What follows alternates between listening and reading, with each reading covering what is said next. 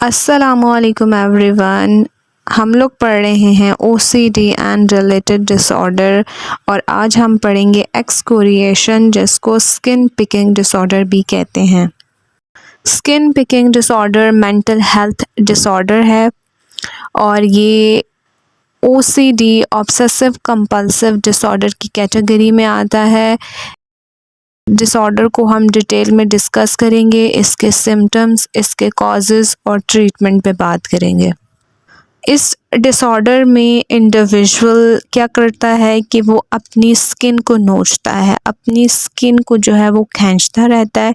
इतनी ज़्यादा वो स्किन पिकिंग करता रहता है कि जो उसकी स्किन है उस पे जो है वो ज़ख़म हो जाते हैं और इंडिविजुअल अपनी एंजाइटी, अपने स्ट्रेस, टेंशन को जो है वो कम करने के लिए जो है वो फिर ये स्किन पिकिंग स्टार्ट कर देता है। अगर डायग्नोस्टिक क्राइटेरिया की बात करें, क्राइटेरिया ए है recurrent skin picking resulting in skin lesions. Criteria A के अकॉर्डिंग जो है वो इंडिविजुअल अपनी स्किन पिकिंग जब कर रहा होता है, अपनी स्किन को नोच रहा होता है, ठीक है, जिसमें जो है वो उसकी जो स्किन है, ठीक है, उस पे जो है वो ज़ख़म हो जाते हैं, ठीक है। फॉर सपोज़ जो मोस्ट कॉमन है, ठीक है, वो अपने हाथों से, ठीक है, अपने हाथों को नोच रहे होते हैं, ठीक है, जिसकी वजह से वो ज़ख्मी हो जाते हैं, या अपनी जो है वो बाजू या अपना फेस या अपने फेस पे जो है वो लिप्स जो है वो उनको वो करते रहते हैं, खींचते रहते हैं, ठीक है, जिसकी वजह से जो है वो इन लोगों को जो है वो ज़ख्म हो जाते हैं। इसके अलावा क्राइटेरिया बी है रिपीटेड अटेम्प्ट्स टू डिक्रीज़ और stop skin picking.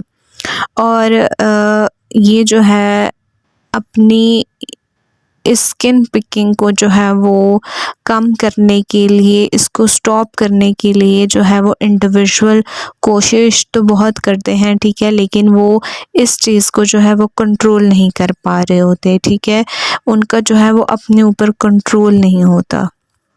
Next criteria सी है the skin picking causes clinically significant distress और इम्पेयरमेंट इन सोशल, ऑक्यूपेशनल और other important areas of functioning.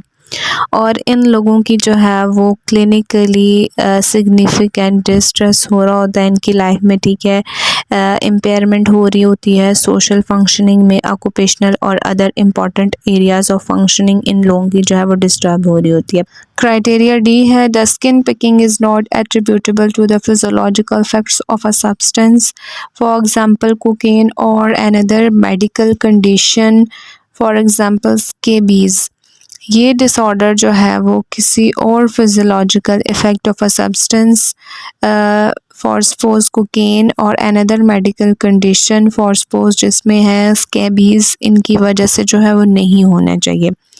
Criteria ई है the skin picking is not better explained bye symptoms of another medical disorder.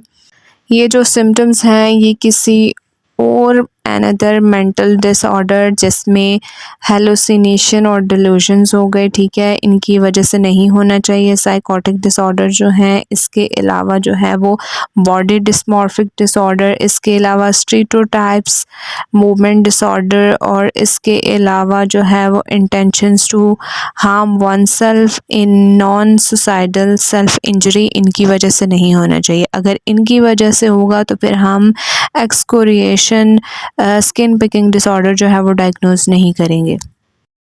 Skin picking disorder के causes की बात करें तो causes में जो है वो जेनेटिक्स एंड बायोलॉजिकल फैक्टर्स अपना रोल प्ले कर सकते हैं। इसके अलावा जो है वो स्ट्रेस, एंजाइटी, इसके अलावा जो है वो नेगेटिव एक्सपीरियंस की वजह से ये डिसऑर्डर कॉज हो सकता है, कोई ट्रॉमा हो सकता है, इसके अलावा ब्रेन चेंजेस हो सकती हैं जिसकी वजह से जो है वो ये डिसऑर्डर जो है वो डेवलप हो सकता है। ट्रीटमेंट की बात करें तो ट्रीटमेंट में जो है वो मेडिकेशन और साइकोथेरेपी दोनों को जो है वो यूज़ किया जाता है। साइकोथेरेपी में जो है वो CBT कॉग्निटिव बिहेवियरल थेरेपी बहुत ज़्यादा इफ़ेक्टिव है। इसके अलावा हैबिट रिवर्सल थेरेपी होगी, माइंडफुलनेस बेस्ड थेरेपी होगी, इसके अलावा सेल्फ हेल्प टेक्निक्स जो हैं वो इंडिविजुअल को सिखाई जाती हैं और मेडिकेशन जो है वो क्लाइंट को दी जाती हैं। और मेडिकेशन में जो है वो SSRI होगी, एंटी डिप्रेसेंट होगी, एंटी साइकोटिक होगी, एंटी एंजाइटी की जो मेडिकेशन है वो क्लाइंट को दी जाती है।